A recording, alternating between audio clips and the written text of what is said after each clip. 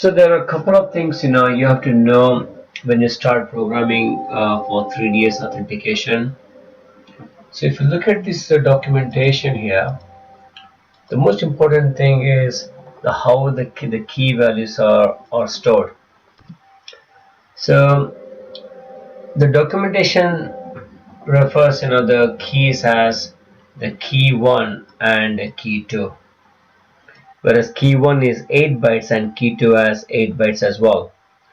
So in this example, as you can see here, the key 1 is 00, 01, 02, 03, 04, 05, 06 and 07, and this is the value we are going to use for the encryption and decryption.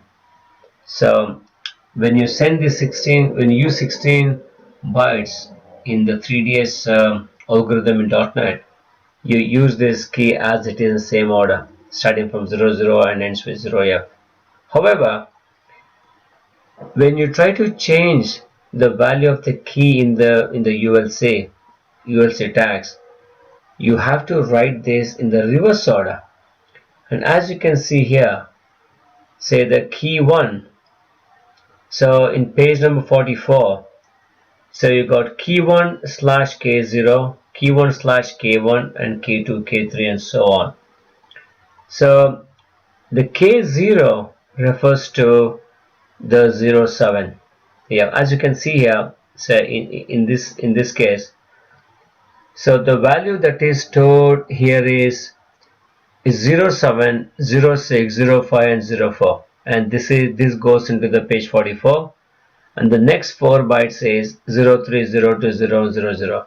So if you consider this as an array, then before you save, you can reverse the array. So there are many .NET array functions you can reverse the array, and so when you reverse this 8 bytes, you can take the first 4 bytes and save it in page 44, and the second 4 bytes and save it in page 45. Similarly, the key 2 starts from 08.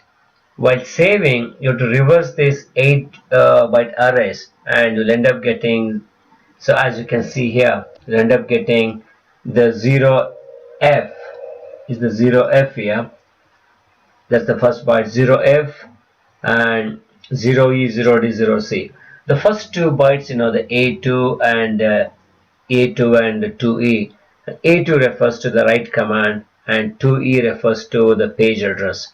So likewise, so after this, if you scroll down, so this example clearly shows how these keys are stored in ULC. So it's it's very obvious from this diagram. So just keep in mind when you write or when you want to change or personalize a ULC tag, you have to write the keys in reverse order.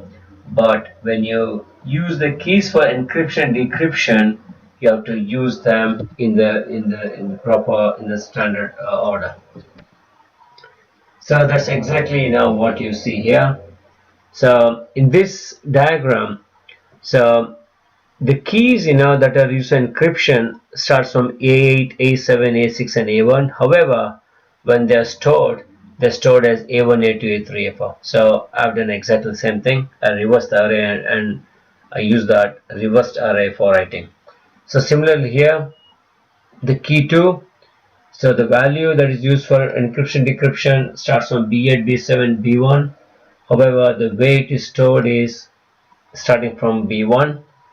And in this screen, I've also given it's a small utility, a tool where you can also set the keys either by modifying or so entering hexadecimal value, or you can also write say A, B, C, D, so you can make all capitals. So say B, C, and D. As we enter this ASCII here, the corresponding hexadecimal is entered here as well. So E, F, G, H, I, J, K, L, M, N, O, and P.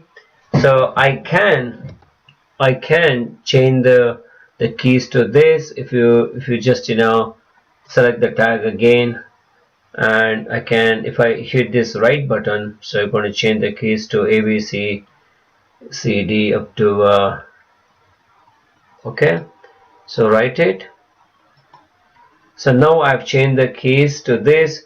So let us try to authenticate. I'm going to select this tag again. So if you set this a factory key and try to authenticate, because in the first step, no keys are used. So everything changes when you start decrypting it. Okay, so what we did was, it is at this stage where the key was used. So we decrypted using this factory key, and you again encrypted using the factory key. So when you send this to the ULC is not able to recognize. So the ULC doesn't return you 000. However, this is my program returning 000, and actually this is wrong. I just have to ignore that. So when you get all 00, that means the authentication did not go well. So you have to try again. Whenever the authentication fails, and if you look at this somewhere in the documentation, you have a diagram here. If you just scroll up in the documentation, there's a nice flow chart, and this is worth going through once. So when authentication fails, as you can see here, so this will take you directly to the halt state. Okay, so it's this one. So that's exactly what has happened now. So we tried to authenticate, but it failed. It went to halt state. So whenever it goes to halt state, so as the diagram says, you have to again start from WPA command, which is again something like a select command.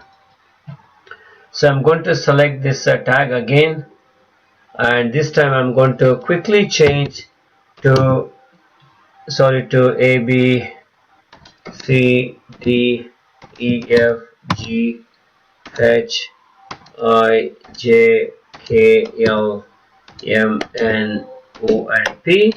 So let us challenge now, and the decryption encryption has happened using this new key. I'm going to again send this encrypted thing to ULC. ULC, okay, because ULC also stores the same key. So you got back, the encrypted value of RNDA, which again, so as you can see here, so these two matches. So that shows, it worked. So that's all about 3DS authentication using ULC. But keep in mind, if you ever want to try ULC authentication, don't forget to buy the PN532 card and buy from ADF Root. You get a good support. They are very professional. They help you a lot. So that's it.